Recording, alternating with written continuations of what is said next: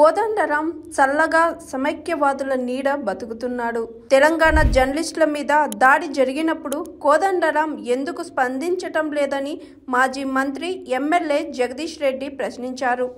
ఇప్పుడు హాయిగా సమైక్యాంధ్రుల నీడలో వాళ్ళ చదువుతో చల్లగా బతుకుతున్నట్టున్నాడు. పాపం పాతబాట అన్నిటికీ రిగ్రెట్ అవుతున్నట్టు. పౌర హక్కుల కొరకు కొట్లాడడం పొరపాటు చేసిన, తెలంగాణ ఉద్యమం కొరకు కొట్లాడి పొరపాటు చేసిన రిగ్రెట్ అవుతున్నట్టుండు సమైక్యాంధ్రుల చదువులో ఉండి. పాపం లేకపోతే కోదండరాంకి నిన్న వేసుకొని ఉరికిండు కానీ గీ దాడులు కనపడలేదా? ఇక తెలంగాణ అమ్మాయిలు కొండారెడ్డిపల్లి పోయినరు దాడి చేయడానికి. మీరు ఏమన్నా ఆయుధాలు పట్టుకొని పోయిందా? మీ ఊర్లో అందరికీ రుణమాఫీ అయిందా అని అడుగుతామని పోయింది. కొంత దుర్మార్గమైన దాడి చేస్తే కోదండరాంకి ఎందుకో నోరు మిగలలేదు. పాపం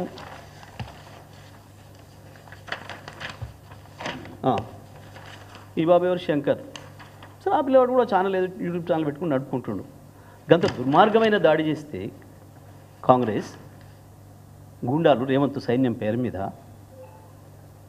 నోరుబెగలేదు. ఈ ప్రజాస్వామికవాదులకి, పౌర హక్కులవాదులకి. చిల్క ప్రవీణ్ ఆ పిల్లవాడు తను యూట్యూబ్ ఛానల్ ఏదో పెట్టుకొని నడుపుకుంటున్నాడు. ఎందుకో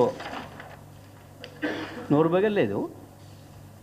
ఈ శాంతిదూతలకి, ఈ ప్రజాస్వామికవాదులకి, ఈ పత్రికా ప్రియులకి ఎందుకు బెగలే? నీ ఇంటి ముందునే కనపడలేదు. ఇవి తెలంగాణ వాళ్ళే కాబట్టా, వీళ్ళు తెలంగాణ వాదులు కాబట్టా ఇప్పుడు నీకు వాళ్ళు తీయనైనరా? తెలంగాణ వ్యతిరేకులు, తెలంగాణ వ్యతిరేక గోస్ట్ రైటర్లు వాళ్ళు మాత్రమే కనపడుతున్నారు ఇప్పుడు పాపం ఆయనకి. Hi, this is Swathi. Like చేయండి, షేర్ చేయండి, కమెంట్ చేయండి అండ్ సబ్స్క్రైబ్ చేయండి GR TV. Hi, this is Monica. Please like, share and subscribe GR TV.